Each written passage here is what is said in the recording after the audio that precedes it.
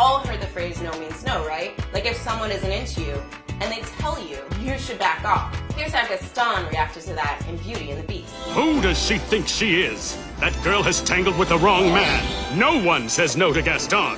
But he's the villain, you might be thinking. So that works, right? Well, maybe if you're an adult who has the experience and knowledge to understand this is an exaggeration of an alpha male. But if you're a kid, what kind of message is that? Or how about date rape? Doesn't sound like something you'd see in a feel-good rom-com. I got Carol in the bedroom right now, passed out cold. I could violate her 10 different ways if I wanted to. Dude, what? And we all agree, it would be up if you trick someone into sleeping with you, right? Well, that's exactly what happens in Revenge of the Nerds. Oh, Stan. You did things to me you've never done before.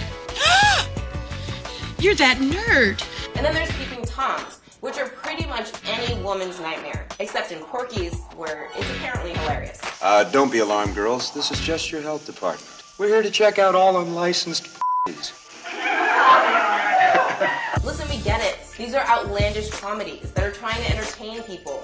Like, no one's saying we're learning sex ed from freaking Porky. But that doesn't mean these movies are immune to criticism. What does it say when boys are raised to believe this behavior is funny and charming?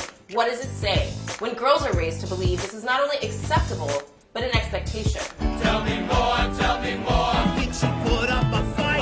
Wow, what a fun little ditty. And this kind of stuff isn't always obvious. This pressure on women to accept they gotta do what guys want is a classic staple of rom-coms. The Notebook, I'm looking at you. Oh, you go out with me? What? No! Alright, well, you leave me no other choice then.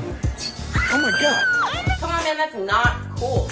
And when's the last time you actually watched American Pie? Did I miss anything? No, you are just in time.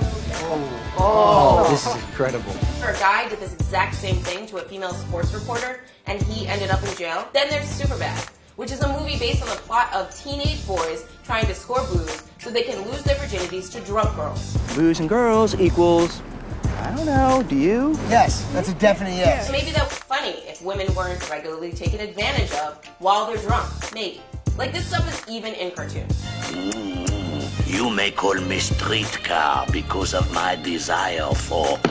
What the hell is that about? Seriously though, this stuff is kind of messed up considering 1 out of every 6 women has been sexually assaulted in her lifetime. And yes, it goes both ways. Remember 40 Days and 40 Nights? Josh Hartnett's character abstains from sex, but one woman decides that she doesn't respect that decision, so she rapes him. Relax, baby.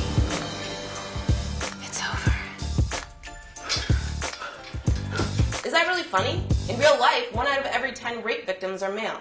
Again, no one's saying we gotta take the original prints of these movies and burn them. But it's really something to think about. Just look at how far we've come. I could kiss you. I could. I mean, I'd like to. May I? We, me? I mean, may we? Wait, what? We may.